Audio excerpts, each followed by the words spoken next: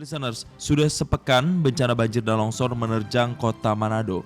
Operasi pembersihan dan penyaluran bantuan pun masih terus dilakukan. Pemerintah kota Manado memperpanjang masa tanggap darurat hingga tanggal 9 Februari mendatang. Untuk informasi selengkapnya akan disampaikan oleh koresponden MGN, Amanda Komaling langsung dari Manado, Sulawesi Utara. Selamat sore, Amanda, bisa Anda gambarkan bagaimana kondisi terkini di Manado akibat banjir yang masih terjadi di sana? Baik, selamat sore Jason dan MG Listener. Saat ini saya berada di lokasi bencana, tepatnya di Kecamatan Molas, yang menjadi lokasi terparah dari bencana pada saat terjadi di hari Jumat pekan yang lalu. Terhitung mulai hari Kamis, pemerintah Kota Manado melalui surat edaran dari Wali Kota Manado, Andre Ango, memperpanjang sampai ke tanggal 9 Februari mendatang untuk masa tanggap darurat. Sebelumnya masa tanggap darurat ini selesai pada tanggal 2 Februari, lalu kemudian dengan kondisi lokasi bencana yang di beberapa titik masih terbilang parah dan warga korban bencana masih membutuhkan bantuan dalam penanganannya, sehingga Wali Kota Manado memperpanjang masa tanggap darurat sampai ke tanggal 9. MG Listener dan Jason, pada saat ini memang warga sudah mulai mengeluhkan dari berbagai macam penyakit yang mereka alami karena ada beberapa sejumlah warga korban bencana yang sempat saya temui.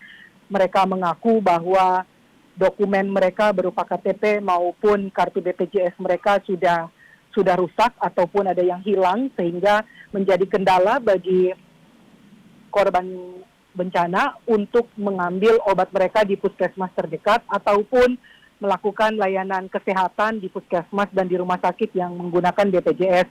Sehingga ini kemudian yang dilihat oleh Ketua Komisi 9 DPR RI, Feli Runtuene, bahwa pemerintah mulai dari tingkat kelurahan maupun tingkat kecamatan untuk segera bisa mengupdate kembali data-data korban bencana yang kehilangan dokumen mereka pada saat bencana terjadi di Jumat pekan lalu, sehingga layanan kesehatan bisa dilakukan kepada warga korban bencana. Karena dari pemantauan kami ada salah seorang warga di lingkungan di Kecamatan Bunaken, tepatnya di Kelurahan Molas, korban tersebut tidak bisa ke rumah sakit karena tidak memiliki BPJS, dia tidak lagi memiliki dokumen, padahal kondisi tubuhnya di setengah tubuhnya itu sudah memar, Jason, sehingga memang korban ini perlu untuk dibawa ke layanan kesehatan, apakah itu puskesmas maupun ke rumah sakit terdekat.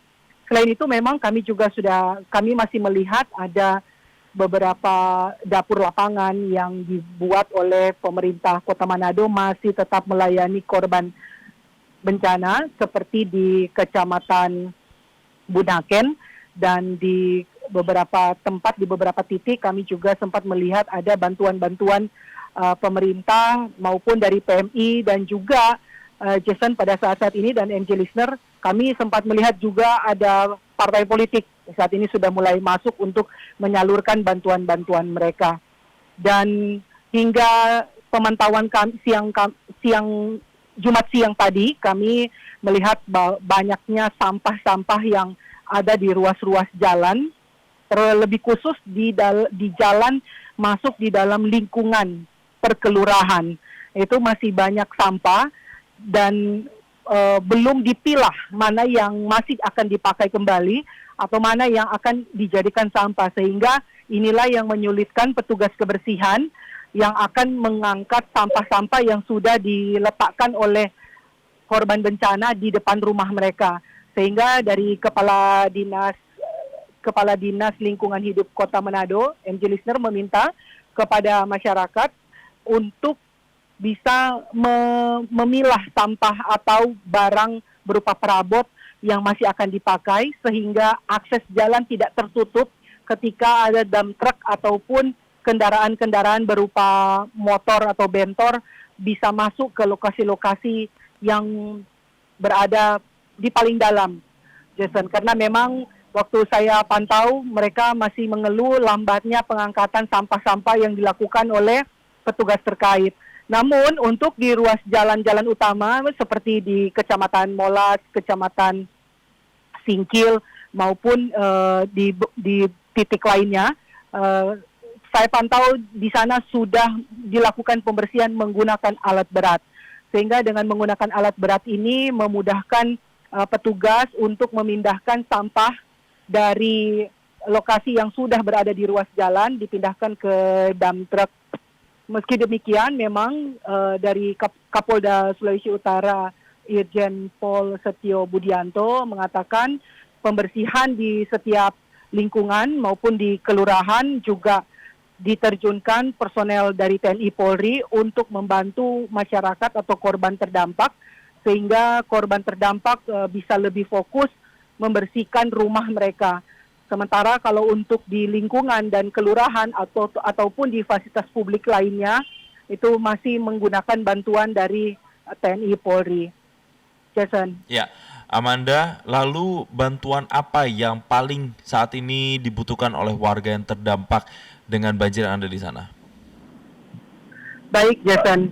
Sampai sore tadi kami masih mendengar warga meminta bantuan air bersih. Karena memang air bersih ini menjadi sangat-sangat kebutuhan yang sangat-sangat krusial.